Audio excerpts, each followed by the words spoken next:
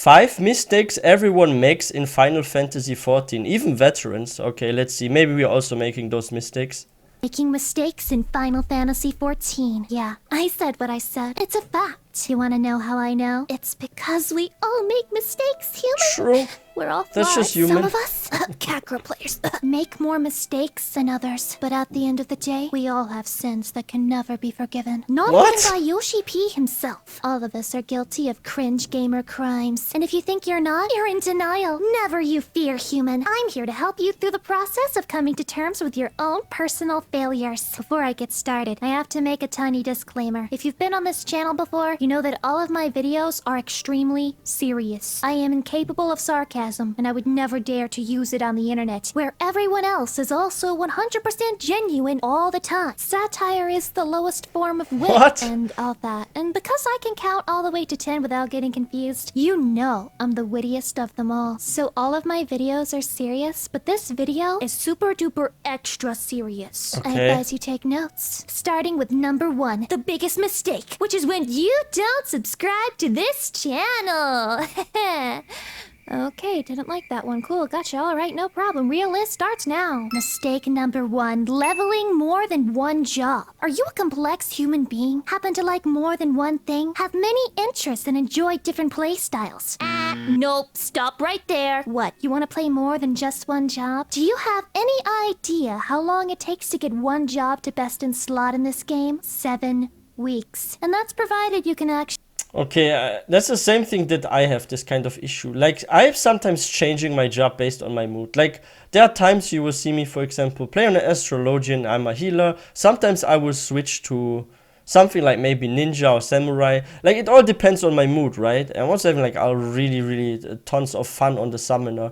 But I feel like sometimes I'm playing too many jobs and I'm leveling them simultaneously. And what does this mean? My progress is way slower because the time I can use to maximize one, I spread it across all sorts of jobs I have. Like, we have seen this when I switched to the machinist. Like, it took way longer for us to progress with MSQ and stuff, right? So yeah, maybe this is not so good if you're like new to the game, right? Like, maybe what we should do is just play one job, max completely out, and then if we have done everything, then just get on a second one. Maybe I should do that instead. Actually clear Savage. If you're a little idiot like me, then Tome Gear will take you even longer. Listen to me, if you want to play more than one job, who am I to stop you? But don't buy into the conspiracy that you can have multiple mains. What are you gonna do? Buy crafting gear? With whose gil? Your sugar daddies? I'm just saying the ERP market in Limsa is competitive, and he might not always have you as his favorite. Just like his lust, the funds will one day run dry. And you know what they say? A jack of all trades is a master of none. Forcing you to get every job to 90 just also to unlock a mount isn't encouraging you to try different jobs. It's Yoshi P getting a sadistic little kick out of your suffering. What are you doing it for? The title? Everyone knows the only titles that matter are the Mahjong titles. If you want clout, just go become a mentor. Everyone respects those people. You know, the gold saucer is so dangerous for me. Like, I have so much fun in the gold saucer. Sometimes I go in and I don't come out for like hours. Like, seriously. Like, I just love the mini games so much there. Look at your search info and you have every job to 90, I get jealous. I get worried about your mental state. This goes double if your crafters and gatherers are also level 90. Log off for good this time, because I can't stand it when you flex on me just by existing. Number 2. Oh yeah, expecting end-game content. Now that's funny. This is a biggie, because even I am guilty of this one. This happens every new expansion launch. We get all excited, like, oh my goodness, there's new story class. So there's no real endgame there's content? New dungeons, there's extreme trials, savage. Oh man, that's so exciting. And then you finish all of that in a few weeks and there's nothing to do other than AFK in the new endgame city and steal glamours. Don't feel bad, happens to all of us. Really? But I think we should maybe be a little bit ashamed that we think things will be different this time around. Every single I thought in endgame in Final Fantasy XIV you just do the last dungeons and stuff, right? You don't do that? I thought people are just going to repeat the dungeons. And maybe like maximize gear or something. I thought that was like the true end game. I mean, it's at least like that in World of Warcraft, right? Like, you just do the latest raid, Mythic Plus runs and stuff. So it's not like that with Final Fantasy XIV at endgame? Okay, that's interesting. And yeah, by the way, guys, if you're new to this channel, please don't forget to hit that subscribe button for more content. Update. A wise man once said, fool me once, shame on you. Fool me Wow. twice, please perform CBT on me. At least I What? think I'm remembering that right. There isn't a lot to choose from once you've done all the above, really. There's, Mahjong and Triple Triad. Chocobo Racing, There's a ghost Boss playing Jack. Mahjong. Eureka! Everyone loves that! That's a crowd pleaser. Oh, and glamour is a big thing in the community. Tell Yeah. the haters I tell also you that started using a collecting Fantasia some. every 2 weeks isn't content. Beauty is pain, both for the body and the wallet. There's definitely content if you don't play any other video games ever. If none of that sounds good to you, there is one other thing. Tons of in-game content awaits you if you get involved in the ERP scene. This is the undisputed meta that True no one endgame talks about. ERP. You don't know what excitement is until you're waiting in someone else's basement. 2B pants locked and loaded. Ahagao mods at the ready. And then instead of some spicy roleplay, you sit down and talk about your feelings. This really is the greatest community of all. The E in ERP doesn't stand for erotic. It stands for endgame, baby! Number 3. Trying to get Endgame housing roleplayers. related to waiting in someone's basement. That brings me to the housing fest. This is the most Can I tell you guys something very, very funny? Like a story that happened to me. So I went to this one area where my FC is, and they have like a house there, and I ended up actually going to somebody else's house. So I befriended someone, and this person also has a house in there. And I was like meeting with my FC when I was like new in the FC, and I went to the wrong house. And I literally stood in front of some random building, and I was like, where's everyone? And then a friend of mine came in. I'm like, and he was like, what are you doing in front of my house? And I'm like, wait, what? This is your house? Wait, I'm supposed to meet my FC here. This is not the FC house. This is your house. So yeah, I was like, literally at the wrong spot. This was so embarrassing. And everyone was like waiting for me. Yeah, but now I know where our house is. And that brings me to the housing fest. This is the most embarrassing I was still new mistake to this out of game the at entire this bunch, and it period. goes a little bit like this. Okay, I've got a lot of skill. I've beaten the game. I've done a lot of content. I've already got my character in the latest crafting set. What about other forms of decorating? Oh, hey, housing looks really cute. I want to try that. Then you do a tiny bit of research on how to get a house, and It's it very looks pretty difficult. crazy. But like an idiot, you think to yourself, hey, who knows? Maybe I'll get lucky. I should Yeah, at least maybe one try. day, And but it then takes when you months. get there, surrounded by empty energy drinks as you click on the sign like a madman at 3 a.m., you lose the plot to someone who's botting clicks. Go ahead, report them. They will never be banned. They only used a bot to get a house. It's not like they told you not to spam cure on White Mage. Now that would be a ban-worthy offense. The botter knows Yoshi P personally. Their uncle works at Square Enix. They know what 7.0 is going to be about, and it involves the deletion of all Catgirl players. Which Wow. I wasn't supposed to let that slip. For legal reasons, that was merely a jest. Anyway, what I'm getting at here is that But yeah, this is true. I've heard it's like so tough in Final Fantasy XIV to get a house, and that a lot of players, even if they're like already maxed in at endgame, they will not be able to ever have a house. It's sad actually. It's really sad, because I also want to have a house one day, but who knows if I will ever have the chance. Like, yeah. And wait, isn't there like how long was it? If you like for some months don't log in, right? You can actually lose your house or something. Is that true? Like I've heard your house is only for, I think, was it like 3 or 4 months? And then if you don't log back in for a certain amount of months, then you lose your house. Is that true? Let me know in the comment section. Yoshi P doesn't think Catgirl That's should have a warm place crazy. to sleep at night. So if you tried to get a house and failed, and you also play a Catgirl, that's the real reason why. It's the Lalafell Master Race, which pains me just to Yay, say I'm it, a but Lalafell. that's the truth. The rest of us should be grateful we can even enter another person's house at all and experience pure, unbridled envy. Yup, step aside, Freud. We found something far more potent than Ochinchin envy. Housing envy. Mistake number 4. Playing as a male character. Actually, this is a mistake. How's that a I've made. mistake? This is my own call-out post. I think the vast majority of Final Fantasy XIV players play as girls, and there's a good reason for that, besides just being really horny. And that's because absolutely none of the gear in this game is made with you in mind. I do mean that. It's less obvious for tanks, more obvious for DPS, and extremely obvious for healers. I see now with the glamour. Yeah, I have the same kind of issue. Like there are a lot of interesting sets you can get, right? And they look way better on a female than on a male character. Like, that's also why sometimes I feel like maybe I should have made a female character.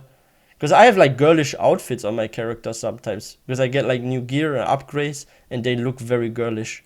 Extremely obvious for healers. Yeah. 9 times out of 10, you will need to bust out the glamours because the default outfits will make you look like 10 demented Furbies stuffed into a single Boy Scout. I mean, you do have some cool male outfits too. You just have to glamour everything. Keep your friends close and your tits closer. I encourage you to take a look at the Mog Station and realize every male equivalent of the outfits is objectively worse. You could make an argument for the Prince outfit, but that doesn't count because both of those are hideous. Perhaps the most outrageous example of all is the schoolboy Hakama. You can't even dye this. It will ruin the outfit's pattern if you do. Amazing. This is somehow worth $18 when it's not on sale, by the way. Also, if you play as a guy, the disparity of gender within the Scions will hit you hard. They're all men. They also have a ridiculous amount of white hair representation, but they're also men. Istola may not be a man, but she's more masculine than you'll ever be. And Alizé looks just like her brother, who is a man. So with those two out of the way, what do you really have? Trial? You mean a Lalafell that uses a yellow coat to appropriate catgirl culture? Oh, maybe Hilda? You mean that half-breed abomination? Reen? Can't even go back to the... Oh, wait, no. We can't talk about Reen. That would be a spoiler. I am personally begging the devs to give me a bunny girl Scion to simp over. Watching Zepla's videos can't keep me going forever. Number 5. Finally, we have the biggest mistake of all. The worst by far. If you avoided this mistake, you would have avoided all of the others by default. Installing the game. Don't do it. This game is a trap. It lures you in with promises of cat girls and bunny boys, and all it gives you is... well... cat girls and bunny boys, but it also gives you secondhand embarrassment. The first time you ever take a screenshot of your character, something inside of you dies. Yes, it's your pride. You're getting attached to these pixels on a screen, and you used to make fun of weeps for their white. Yeah, but that's normal with MMOs. Like, MMOs are very grindy games, and if you have some games that are like very grindy and you see progress in your character and you invest time and then you also witness progress, of course you get attached. It's like you're building a house and you're putting brick on brick and stuff, right? So after a while you reach a certain point after so much time has been wasted or spent on that, right? So you have some attachment because you're like, oh, this was my grind for months and look where I am now. My character is nearly maxed. I'm buying now my first house and stuff. Of course you're gonna be attached. Like, this is how I felt with, for example, when I was like playing a lot of Elder Scrolls Online back in the day. Like, it was really hard for me to actually stop playing Elder Scrolls Online. And even today, like, I still have my account and everything. I just play very, very seldom Elder Scrolls Online. But I grinded so much there and even got my first house and got so many cool item sets. So, I mean, that's how MMOs are. You just get attached because you spend a lot of time there. You join guilds, you find friends there. So, that's how it is. Waifus, but now you're no better than they are. It's a humbling moment. You are now obsessed with this game. You eat, sleep, and breathe Final Fantasy XIV. You actually care about improving your rotation. All of your glamour plates are full. You, browse the subreddits. You watch YouTube content about this game. Yes. Oh, how the mighty have fallen. And think about how large this game is. 1,000,000 gajillion gigabytes? That's a lot of perfectly good computer space that could have been used to download other cooler games, like Cookie Clicker and Minecraft mods. And pictures of Grahatia getting absolutely railed by... What I'm trying to say is that 14 is a gateway drug towards further degeneracy. It'll make you do something really cringe, like enjoy a video game. Everyone knows cool kids don't enjoy the video games they play every single day. And I'm just hoping none of you started playing Nier because of the 24-man raids or something. That game will also ruin your life. It even has an achievement of shame, which you get from looking up 2B skirts several times, which I definitely don't have. Anyway, that's a story for another day. Right now, I'm just glad I've managed to fix all of your life problems in one short video. It's amazing what the internet can do. Wonders never cease. Who knew? One day, a cringy anime girl would help you improve your 14 gameplay. Not to toot my own horn, but when it comes to life advice, I have a pink parse. By the way, guys, is this one actually a vampire VTuber or something? I always see fangs. Yeah, I think she's a vampire or something. gameplay. Not to toot my own horn, but when it comes to life advice, I have a pink parse, human. Now tremble before my glory and my rapping prowess. Stupid gamers, assemble. No time for the judgmental. We all make mistakes, like my birth, it's accidental. Least try Oh, to she's be gentle. rapping. A little less parental, too much heat for me to take. Get a bit sentimental. Though my mind is a temple, it's true my heart resembles melted milkshakes. Guess I'm dumb, fact is fundamental, but our presence instrumental. If it's toxic, incidental. Only a bit temperamental, we casuals, Not bad. transcendental. This was actually really cool. Okay, so now we know what mistakes we should avoid. Yo, but this one with like leveling up the multiple jobs at once, holy shit. Like, I need to be careful with that, because we often switch jobs, because I want to give every single job a shot. And I think if you're like a new player, you actually fall into this kind of trap, right? Like, you will always change up. About the end game, I'm not sure what I will do mostly at the end game. I will probably be one of those that are trying to go for like achievements, beat like savage content and stuff, right? That's probably what we are going to aim towards, right? At endgame. But let's see. So yeah, guys, we've learned more about mistakes to avoid. This was a very funny, entertaining video. I'm gonna here smash also that like button. And yeah, give this video also a thumbs up if you enjoyed this one. And if you guys are new to this channel, please don't forget to hit that subscribe button for more content. I wish everyone a wonderful day. I will see you guys next time.